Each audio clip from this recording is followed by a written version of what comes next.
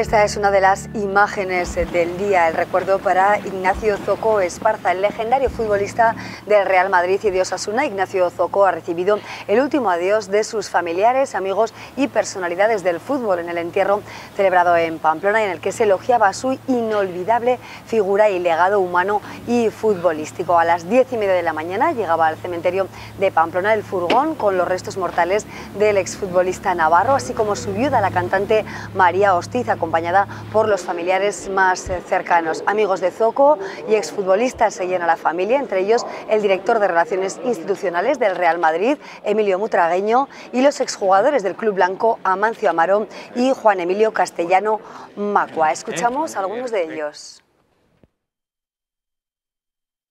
Siendo yo jugador del Real Madrid, él era delegado del primer equipo y ahí tuve la oportunidad de conocernos y de profundizar en esa relación humana. Y efectivamente, era una persona muy noble, tiene un sentido del club muy desarrollado, muy profundo, muy generoso y la verdad que es una gran pérdida para todos nosotros. Muy triste porque en mi caso han sido muchos años conviviendo con Ignacio. No he tenido la gran suerte de tener su amistad, porque tener como amigo a una persona tan maravillosa, tan buena persona, que los navarros tenéis que estar orgullosísimos de Zoco. Pues bellísimas palabras, desde luego, para Ignacio Zoco, al que también queremos recordar desde este equipo. Recordar también que el funeral será oficiado a las 7 de la tarde en la iglesia San Francisco Javier de Pamplona, en lo que será la última despedida al inolvidable Zoco. Con él, con su recuerdo, mejor dicho, comenzamos hoy el programa, que comienza de alguna manera también hablándoles de salud, y en este caso de salud mental. Hemos invitado al gerente de salud mental, al médico psiquiatra Alfredo Martínez Larrea. Con él queremos hablar de las enfermedades mentales y de lo que suponen para los sistemas de salud en Europa.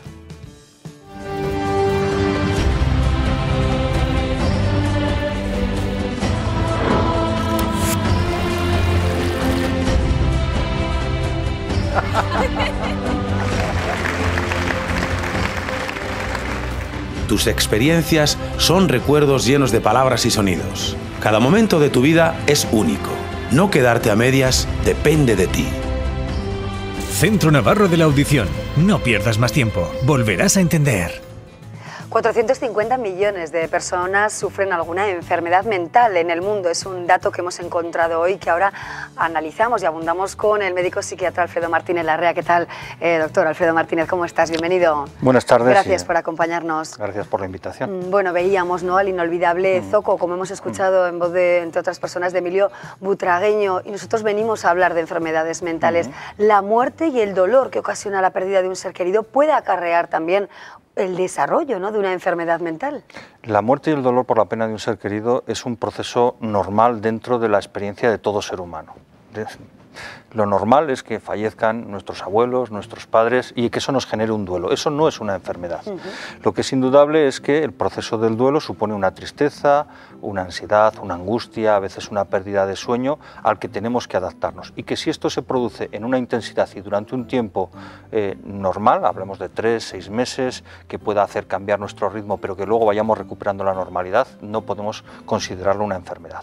Solo algunas personas entran en lo que llamamos un duelo patológico, que suelen ser personas que no acaban de poder elaborar, interiorizar la pérdida del ser querido y de reincorporarse a la vida normal después de la pérdida de esa persona. Y ahí sí que empezaríamos a hablar de riesgo o de depresión o de ansiedad y de necesidad de tratamiento. Sí, bueno, abrimos el foco a Europa, ¿verdad? Sí. Queríamos conocer un poco la situación de los trastornos mentales en Europa. Dicho así, es algo muy amplio, pero ¿qué situación vive la enfermedad mental en el entorno más cercano? Pues podemos abrir el foco desde Europa hasta Navarra, si quieres. La realidad es que en Europa, como un contexto de país desarrollado, países industrializados, con un nivel socioeconómico, cultural, medio alto, sabe desde hace tiempo que se enfrenta a dos grandes problemas. Uno es el envejecimiento de la población y otro son las enfermedades mentales. Y ya desde hace años la Organización Mundial de la Salud nos viene avisando que los problemas de salud mental se van a convertir en la principal causa de preocupación por la salud de la población. ¿Por qué? Pues porque son problemas prevalentes que afectan a mucha población, a población joven y con mucho impacto en su funcionamiento y en su calidad de vida. Quizá la dureza a veces de esta sociedad supone el desarrollo de este tipo de enfermedades mentales. Si hablamos de dureza tenemos que definir qué es duro, porque si no sé, hablamos la posguerra española, cuando oímos hablar a nuestros abuelos, era más es una suave. coyuntura tan desfavorable, ¿no?, que ocasione enfermedades de este tipo. Hay factores que están poniéndonos en más riesgo. Hacía poco salió un informe, yo creo que muy interesante, que habla del aislamiento o la soledad en la sociedad actual, ¿no? La soledad es una experiencia positiva cuando uno la busca y la utiliza para interiorizar, pero el aislamiento o el estar solo a la fuerza cuando uno quiere se convierte en un factor de riesgo. Y en esto nuestra sociedad ha cambiado. Nuestra sociedad antes estaba volcada en la calle, en los vecinos, en las plazas, los amigos, familias extensas, y eso lo hemos perdido. Nos convierte en personas con una situación de menos apoyos sociales y en consecuencia de menos riesgo. Hablabas de la dureza, pero quizás ha habido algo que nos está poniendo en más riesgo de enfermedad mental, que ha sido precisamente una etapa de bonanza que nos ha preparado menos para las situaciones de exigencia. Hemos entrado en una situación de crisis en estos últimos años que veníamos de una situación en que las cosas habían ido muy bien y seguramente nos ha pillado desprevenidos, nos ha pillado sin defensas para adaptarnos a una situación de crisis cuando veníamos de una situación donde la vida era mucho más fácil. Y eso nos ha puesto también en una situación de mayor vulnerabilidad. Sí, se impone por otra parte, ¿no?, la investigación clara de la enfermedad mental. Ahora mismo, ¿qué se está haciendo? ¿Cuáles son quizá los estudios más reseñables en este sentido? Yo creo que hay que diferenciar, cuando hablamos de investigación en salud mental, un aspecto que es claramente distinto del de la enfermedad orgánica. Estamos acostumbrados a hablar de investigaciones biomédicas, genéticas muy punteras, que den con la solución a una enfermedad o a una infección como puede ser el SIDA o como puede ser el ébola. Y esto es una investigación de calidad que también hace falta en salud mental. ¿Cuáles son las causas, los mecanismos biológicos, los tratamientos biológicos? Pero yo creo que en el terreno de la salud mental nos enfrentamos a unos retos de investigación un poco distintos, como es la investigación en todo aquello que puede promocionar la salud mental, prevenir las enfermedades mentales y que nos puede prepararnos para afrontar las dificultades mejor. Primer nivel distinto, ¿no? Hay otro nivel de investigación que es que en salud mental a veces no todo se cura con una pastilla, no hay intervención quirúrgica, no hay un escáner ni una resonancia que nos diga dónde está la enfermedad. Es más difícil, por tanto, el proceso, difícil, ¿no? Pero necesitamos investigar sobre los procedimientos de diagnóstico y sobre todo sobre cuáles son los mejores mecanismos de atención e intervención con las personas con salud mental. No solo es pastillas, es psicoterapia, es dispositivos de rehabilitación, de atención, de reintegración, de reinserción, que forman parte del tratamiento integral de las personas con salud mental. Y esto es un elemento también muy importante en la innovación de la salud mental. No el último medicamento, no la última máquina, no el último aparato, sino la nueva organización de la asistencia y de la atención. Sí, a mayor investigación podríamos decir menor coste económico, menor gasto sanitario. Yo creo que esto me gustaría decir que es cierto. La experiencia nos dice que no es una regla de tres exacta, que no es una regla de tres exacta. Yo querría convencer que a mayor investigación y mejores tratamientos, con el mismo coste podríamos conseguir mejores resultados. Pero abaratar los costes en una sociedad como la nuestra es difícil. Pongo el ejemplo, yo me sigo comprando el mejor ordenador de última generación al mismo precio que me costó el primero hace 25 años. Pues la idea sería esta, tener mejores resultados, mejor calidad de vida, mejor estado de salud, si pudiéramos manteniendo la inversión como mínimo que estemos manteniendo en este momento. Claro. Ahora mismo, ¿cuáles son los puntos fuertes en Navarra, ¿no?, en el campo de la enfermedad mental, enfermedad mental grave? ¿En qué se está incidiendo exactamente? Yo creo que hay dos puntos a destacar. Uno es el de una red extensa de servicios para la atención de las personas con enfermedad mental. Tenemos una amplia red de dispositivos de centros de salud mental para atención ambulatoria, hospitales de día, unidades de hospitalización de media a larga estancia, es decir, tenemos una red amplia. Tenemos unos equipos multiprofesionales donde hay psiquiatras, psicólogos, enfermeras, trabajadoras sociales, terapeutas ocupacionales que pueden hacer un abordaje integral. Yo creo que nuestro mejor valor en este momento es la red y los profesionales que atienden en esta red a las personas con enfermedad mental. Y sin olvidar que hay una parte muy importante en la atención a personas con enfermedad mental que no llegan a la red de salud mental especializada, pero que son atendidos por los equipos de atención primaria, por los médicos de familia, pediatras y enfermeras de atención primaria que están haciendo una atención también muy significativa de problemas menos graves, pero problemas de salud mental. Ajá. Problemas de salud mental que a veces suponen la estigmatización de la enfermedad, la estigmatización de la persona, ¿no? Ahí también a esto creo que hay que unir la dignidad, ¿no? El respeto y la dignidad de las personas con enfermedad mental grave, ¿no? Ahí hay dos aspectos concretos, es la estigmatización y el respeto a la dignidad, que van muy unidos. La estigmatización tiene que ver fundamentalmente con desconocimientos o con ideas que a priori nos hacemos de la enfermedad mental. La idea de que las personas que tienen enfermedad mental son débiles, que están enfermas porque no ponen de su parte, o porque están enfermas porque algo malo habrán hecho, habrán consumido drogas, o habrán destrozado su vida, y pensamos que uno es culpable de tener una enfermedad mental, pero no es culpable de tener una enfermedad oncológica o cardiológica. El otro tema es pensar que las enfermedades mentales hacen que las personas sean peligrosas, y los datos que tenemos pues son bastante contundentes en que la enfermedad mental por sí misma no se asocia a una peligrosidad social, al contrario, lo que hace es que sean más propicios o más vulnerables a ser objeto de violencia o de violación de su dignidad, de sus derechos personales y sociales. Sí, quizás seamos más duros, ¿no?, con las enfermedades o con las personas que padecen una enfermedad mental que con las personas que padecen, por ejemplo, pues como dicen, ¿no?, un cáncer. Totalmente. ¿No? O un proceso oncológico. Pero es cierto que se habla del consumo de drogas, el abuso, por ejemplo, en el consumo del alcohol, el no llevar una vida sana como un factor que podría desencadenar un tipo de enfermedad de esta naturaleza, ¿no? En el tema del consumo de drogas y alcohol, indudablemente puede estar relacionado con una enfermedad en sí mismo, que es el alcoholismo o la dependencia de drogas, o puede estar asociado a otras enfermedades mentales. En ocasiones se da la situación de que las personas con una enfermedad mental recurren al alcohol o a las drogas como una forma de automedicación. Al fin de cuentas, las drogas producen una sensación de sedación o de activación o de bienestar transitorio, facticio y de riesgo, ¿no?, pero que a veces buscan ese alivio en las drogas. Pero no se nos tiene que olvidar que hay muchas más enfermedades orgánicas vinculadas a malos hábitos de vida, alcohol, drogas, vida sedentaria, como son las enfermedades cardiológicas, pulmonares, incluso los tumores, que la propia enfermedad mental. Sin embargo, la estigmatización afecta mucho más a las personas con enfermedad mental que a otras enfermedades orgánicas motivadas por esos hábitos de vida. Claro, quizá por desconocimiento, ¿no? Quizá no se sabe mucho de enfermedades como puede ser la esquizofrenia, la paranoia, la manía depresiva, incluso el narcisismo, que eso me ha sorprendido. Trastorno de personalidad. Que es un trastorno mental también, ¿no?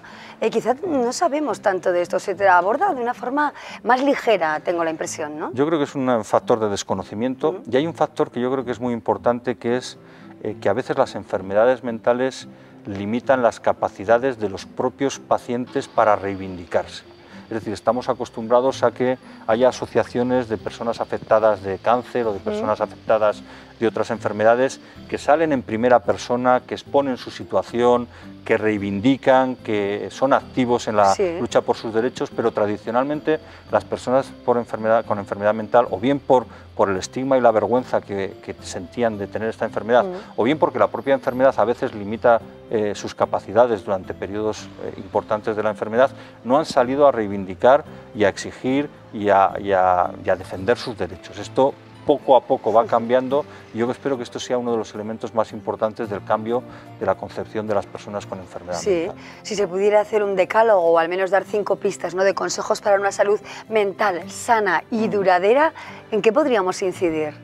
Ojalá tuviéramos una receta mágica, pero yo creo que sí que hay algunos temas que tenemos que tener claros. Hablábamos antes de la diferencia entre aislamiento y soledad. Vivimos una sociedad con mucho ruido, muy acelerada, muchos estímulos. Seguimos necesitando tiempo para pararnos, reflexionar, pensar dónde estamos, hacia dónde vamos, no ir llevados por la corriente y a veces hacia donde no queremos. Esto sería una primera recomendación, pararnos, reflexionar. Es curioso porque están muy de moda a veces técnicas de meditación o de relax, pero la sociedad que vivimos está muy acelerada. El siguiente tema es lo que decíamos, el apoyo social. Yo creo que tenemos unos pilares de apoyo, que es la familia, que es los amigos, que son los vecinos, que es el entorno social en el que nos movemos, que aquí en Navarra tiene una larga tradición, yo creo que de elemento positivo de protección a la salud mental, y que tenemos que seguir mimando y cuidando, porque si no la tendencia, y lo vemos en otros países de Europa, es a la pérdida de estos soportes. Aquí se habla mucho, por ejemplo, de los cuidadores de personas con enfermedad mental. Hay otros países nórdicos o anglosajones donde las personas con enfermedad mental no tienen cuidadores, porque estos vínculos sociales, familiares, se han ido perdiendo. Hay otro tercer elemento donde yo creo que tenemos que incidir mucho y de cara a un futuro, y que lo ha puesto muy de relieve la crisis, que es favorecer los buenos climas en el ambiente laboral.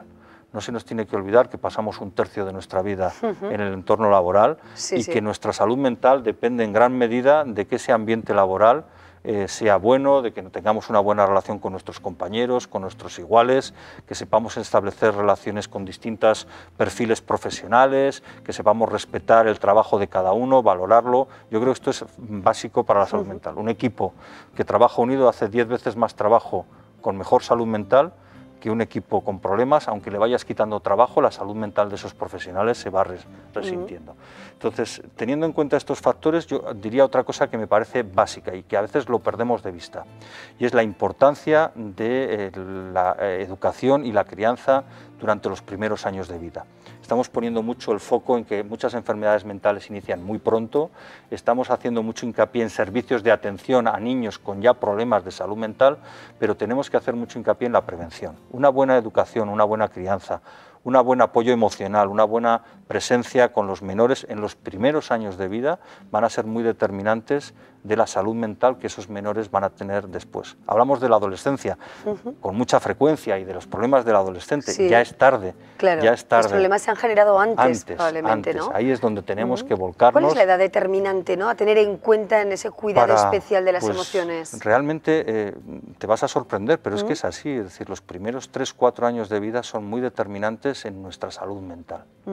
Luego, la adolescencia puede ser el origen de enfermedades mentales, pero mucha de nuestra salud mental, de nuestro equilibrio, de nuestra personalidad, de nuestra seguridad en nosotros mismos se va a gestionar y se va a fraguar ya en los primeros años de vida. Bueno, pues tomamos buena nota, ¿no? Cuestiones además interesantes para todos, ese buen clima laboral, como decimos, la importancia en los primeros estadios de la vida, también de alguna manera ese apoyo, ¿no?, que tenemos entre la familia, los amigos, los vecinos, algo que, como dices, doctor, pues en Navarra creo que más o menos se cultiva. Es una sociedad pequeña, en cierta medida bastante tradicional, pero tiene sus consecuencias positivas también en este sentido, ¿no? Exactamente. Mayor protección, en definitiva, ¿no? Bueno, hoy hemos hecho una pequeña radiografía de la salud mental en Europa, en nuestro país, en el mundo y en Navarra, ¿no? Porque esto es bastante similar entre todos o común a todos, con el doctor Martínez Larrea. Muchísimas gracias por acompañarnos. Un placer profundizar y dedicar unos minutos a ese tema tan importante. Pues siempre a vuestra disposición. Gracias, muchas gracias. Bueno, pues hoy nos ha acompañado el gerente de salud mental del Gobierno de Navarra, el doctor Alfredo Martínez Larrea. Con él abrimos el programa, hacemos una breve pausa y seguimos con otros temas del día.